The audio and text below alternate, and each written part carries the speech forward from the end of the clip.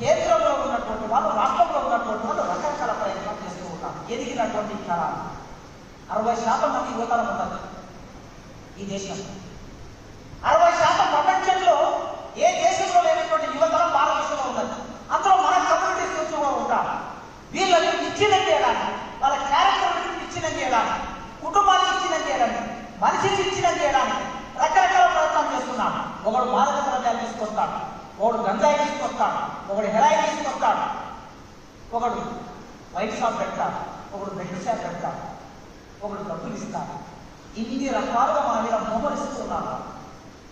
ఎందుకంటే ఈ బిడ్డలు చైతన్యమైతే, వీళ్ళలో సిద్ధాంతం పెరిగితే, వీళ్ళలో రాజకీయ ఆకాంక్ష పెరిగితే మనం ఈ దేశాన్ని ఎక్కువ రోజులు పరిపాలించలేము అనే ఆలోచన వాళ్ళకి వచ్చింది కనుక ఇప్పుడు మనల్ని కరెక్ట్ చేయడం కోసం, కలుషితం చేయడం కోసం వాళ్ళు ప్రయత్నం చేస్తున్నారు. మరి మనమేం చేయాలి? మనమేం చేయాలి? మన పిల్లల్ని కాపాడే బాధ్యతను మనం తీసుకోవాలి. ఇక్కడ వచ్చిన 100 మంది కాదు, కోట్ల మంది ఉన్నారు కదా, లక్షల మంది ఉన్నారు కదా, వాళ్ళని మనం చేతుల్లోకి తీసుకొని నిర్మాణం చేయకపోతే మళ్ళీ మనం మళ్ళొకసారి ఓడిపోతాం, మళ్ళొకసారి నష్టపోతాం. కనుక వాళ్ళని మద్యపానం నుంచి దూరం చేయాలి, గంజాయి నుంచి దూరం చేయాలి. ఏ గ్రామాల్లోకి పోయినా ఇక్కడ పోలీస్ ఆఫీసర్స్ ఉన్నా, నేను వెళ్ళిన చోటికల్లా మా మిత్రులు ఉంటే ఖచ్చితంగా కలుసుకుంటారు. ఎస్ఐ సిఐ కలిసినప్పుడు వాళ్ళు ఒక మాట చెప్తూ ఉన్నాను. నిన్న కూడా చెప్పారు. ఆయన బిజినెస్ వెళ్ళి ఎస్ఐ వచ్చి చెప్తూ ఉన్నాను, సార్ ఒకసారి మీ ఉపన్యాసంలో మద్యపానం అనేది విపరీతంగా తాగుతున్నారు, మన పిల్లలే తాగుతున్నారు. ఒక నెల రోజుల్లో 3 యాక్సిడెంట్లు అయితే, నెల రోజుల్లో ఈ 3 పిల్లలు కూడా 25 సంవత్సరాల లోపు వాళ్ళే. ఒకడు 18 ఏళ్ళు, ఒకడు 22 ఏళ్ళు, ఒకడు 23 ఏళ్ళు యాక్సిడెంట్లో చనిపోయారు.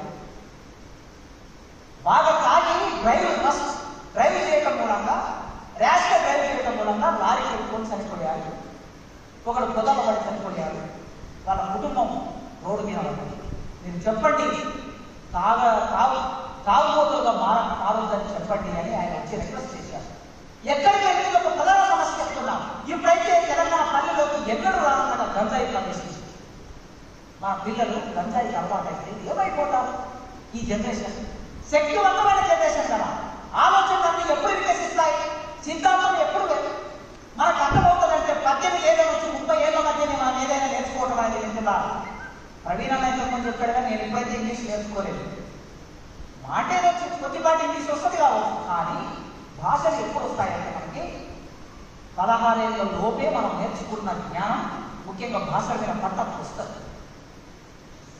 అందుకోసమే ఈ వయసు 15 ఏళ్ళలోపు భాషలు వస్తాయి, 25 ఏళ్ళలోపు సిద్ధాంతం వస్తుంది, 30 ఏళ్ళలోపు ఏమైనా చేయగలుగుతాం. డాక్టర్ బిఆర్ అంబేద్కర్ 30 ఏళ్ళలోపు ఈ గాంధీతో తలపడ్డాడు. దేశానికంతా నాయకత్వం వహిస్తున్న గాంధీతో తలపడ్డాడు. దేశాన్ని అంతా పరిపాలిస్తున్న బ్రిటిష్ వాళ్ళతో తలపడ్డాడు. 30 ఏళ్ల వయసులో ఆయన చేసిన ఆ కార్యాలు ఒకసారి మనం ఆలోచిస్తే మనకు అర్థమవుతుంది.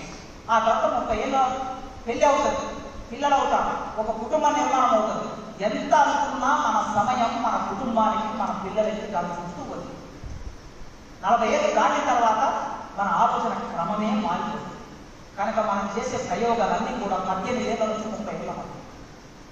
మరి ఈ యువతరాన్ని వాడు ఒకవైపు టార్గెట్ చేసి వాళ్ళని బానిసగా మార్చుకుంటుంటే, మరి మనం వాళ్ళని కాపాడుతున్నప్పుడే వైరస్ నెట్వర్క్ నిజమైన అర్థంలో దాని విస్తరణ అనేది ఉంటుంది. కనుక మనమందరం, మీరందరూ ఆ ప్రయత్నం చేయాలని మీ జేబులో ఉన్న పెన్నుకు పని చెప్పండి.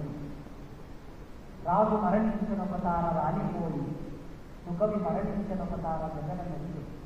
రాజు జీవించే రాజు విగ్రహములకు, సుకవి జీవించే ప్రజల నాలుకలు. అతడేలగలుగు యావత్ ప్రపంచం, ఇతడేలగలుగు ఇహము. రాజుకు ఒక విగ్రహం మాత్రమే ఉంటుంది, కానీ కవి, రాత రాసిన కవి ఎప్పటికీ జీవించి ఉంటాడు, ప్రజల నాలుకల్లో జీవిస్తూ ఉంటాడు. రాజు అనేవాడు వాడు జీవిస్తూ ఉన్నంత కాలం రాజ్యాన్ని పరిపాలిస్తాడు, కానీ రాసిన వాడు ఎప్పటికైనా ఈ ప్రపంచాన్ని పరిపాలిస్తూనే ఉంటాడు. కనుక మీ జేబులో పెన్నుకి పని చెప్పాలని, నెక్స్ట్ రాబోయే మళ్ళీ సంవత్సరం ఆగి ఒక్కొక్కరు ఒక 50 పేజీల పుస్తకంతో రావాలని ఒక టార్గెట్ పెట్టుకొని 50 పేజీల పుస్తకం రాసుకొని రావాలి. ఇంటికి చేసుకుని వస్తే కొంతమంది వస్తే 100 పుస్తకాలు వస్తాయి. 100 పుస్తకాలు